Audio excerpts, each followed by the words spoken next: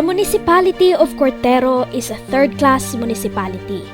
It is 78 kilometers away from Iloilo City and 38 kilometers from Roxas City, the capital of the province of Capiz. Cortero became a town in August 23, 1938 through Executive Order 159 signed by President Manuel L. Quezon. The total land area of Cortero is 10,658 hectares, distributed to its 22 barangays, namely Agkabugaw, Agdahon, Agnaga, Angub, Balingasag, Punod, Bitoon Ilawod, Bitoon Ilaya, Karataya, Lunayan, Mahabang Sapa, Mahunod-hunod, Maindang, Mainit, Malagabi, Nagba, Putian, Poblasyon Ilawod, Poblasyon Ilaya, Poblasyon Takas, San Antonio, and Sinabsaban. Cortero is one of the flood-prone municipalities in the province. The 11 lowland barangays are highly susceptible to rain-induced flooding. The upland barangays are susceptible to rain-induced landslides. Vision: a peaceful, disaster-resilient Cortero, a convergence for socio-economic and local tourism in Capiz with dynamic local government and empowered people living in a safe and progressive environment. Mission: we commit to enrich and uphold the Cortero way of life, pursue socio-economic development, ensure responsive delivery of basic services, and attain a better quality of life. Development Trust: efficient and effective fiscal administration and development planning. Efficient social protection and sensitivity program. Health compliance and responsiveness. Increased agricultural productivity. Revitalized economic program, business friendliness and competitiveness. Disaster preparedness and environmental management. Rural and urban linkages through vital infrastructure. Promotion of tourism, culture, and arts. Sustainable education programs and activities. Safety, peace, and order. Strengthened LGU capacity.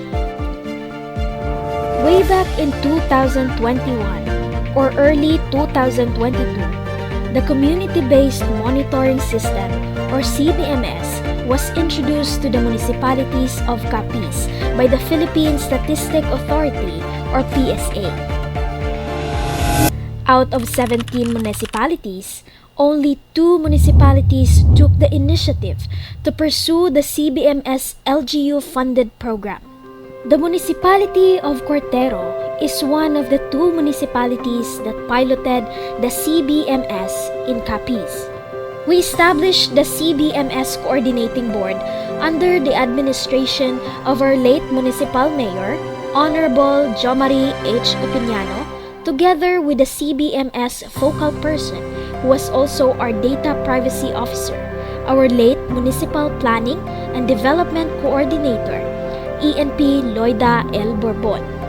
At first, we were hesitant to join the program because we only had allocated 400,000 pesos and CBMS requires more funds.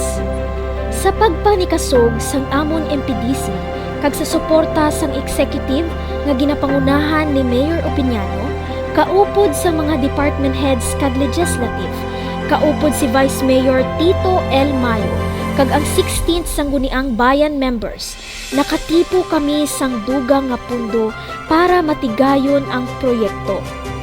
Balaan namon nga dako ini siya nga bulig para sa amon pagdumala sang amon banwa kag sa mga proyekto nga iga-implementar kag makahatag sang maayo nga serbisyo sa amon komunidad. Sa pagpadayon sang proyekto nga CBMS sa banwa, nag-hire kami sang mga area supervisors kag enumerators sa paghiwat sang survey. Dugo kag balhas ang amon pundasyon para matigayon ining proyekto. Ginsulay ang ulan kag init, ginantos ang lalakton nga malayo, para wala ni isa kapanimalay ang malimtan, kay nagapati kami nga insakto nga datos ang yabi sa insakto nga panarabaho kag serbisyo para sa amon pamuluyo. Kag kami tanan, nalipay gid kay dako gid katama ang bulig sini sa amon banwa, kay nakahatag kami sang proyekto para sa amon kubos nga pamuluyo sang kwartero. Isa na dira ang pagpanagtag sang basin sa 300 ka natungdan, ang pagpanagtag sang relief goods sa mga apektado sang baha kag kalamidad, kag madamo pa ang paggagamitan sang datos nga makabulig sa diretso nga progreso sang banwang kwartero. Maayong adlaw sa inyong tanan. Ako isa ka bag-ohanon nga giniliher bilang mayor sa banwa sang kwartero.